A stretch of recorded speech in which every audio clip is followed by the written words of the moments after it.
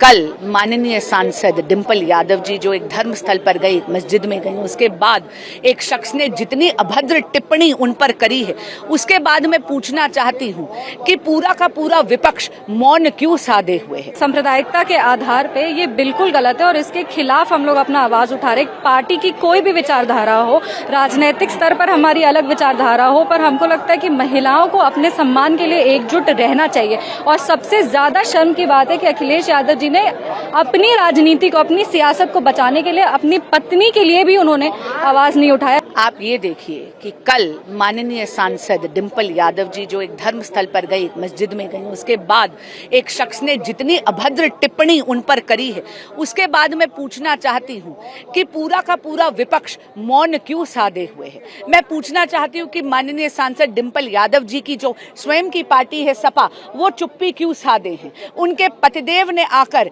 इस बयान का खंडन क्यों नहीं करा। संस्कृत में कहा जाता है मौनम स्वीकृति लक्षणम। मैं पूछना चाहती हूं, क्या आपकी तुष्टिकरण की राजनीति एक महिला सांसद की डिग्निटी, उनके सम्मान से बढ़कर हो गई है क्या।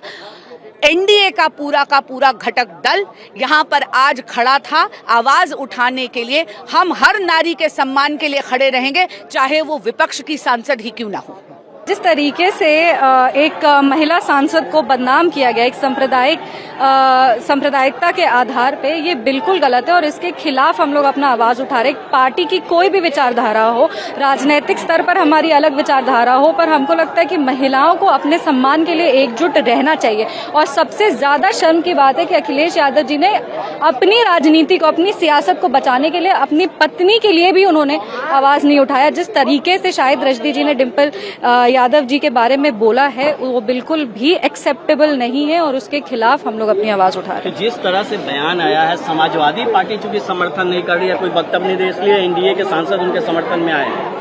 नहीं, अब समाजवादी पार्टी क्यों नहीं कर रही है ये तो पता नहीं, क्योंकि उनकी राजनीति ऐसी है ना। अगर वो इसके खिलाफ आवाज उठाएंगे तो उनकी राजनीति क्या बचेगी। उनकी राजनीति पूरे की पूरी तुष्टीकरण की राजनीति है। अब अगर वो अपने ही लीडर के लिए आवाज उठाएंगे, उसमें भी अगर उनका वोट बैंक डैमेज हो जाएगा, तो आप समझिए कि अपने नेता के लिए भी ये लोग आवाज उठाने को तैयार नहीं है। इसीलिए एनडीए हमेशा नारी सम्मान में है। वो किसी भी राजनीतिक विचारधारा के हो, नारी का सम्मान सर्वश्रेष्ठ है और नारी का सम्मान के लिए एनडीए हमेशा खड़ा है। ऐसी टिप्पणी करना बहुत ही शर्मनाक बात है। और जब वो महिलाओं की प्रतिनिधि हो, जनप्रतिनिधि हो, सबसे बड़ी पंचायत की सदस्य हो, ऐसी टिप्पणी करना, तो आप ये सोचिए कि आम जो महिला है उसके लिए क्या हम इस समाज में संदेश दे रहे हैं। बहुत अभद्र टिप्पणी है, अफसोसजनक है और ऐसे लोगों पे कड़ी से कड़ी कार्रवाई होनी चाहिए। इनको सामाजिक रूप से इनका बहिष्कार होना चाहिए। ये कोई धर्मगुरु नहीं है, किसी धर्म के ठेकेदार नहीं है। इनको कोई अधिकार नहीं है कि किसी भी महिला के बारे में इस तरह की टिप्पणी करें।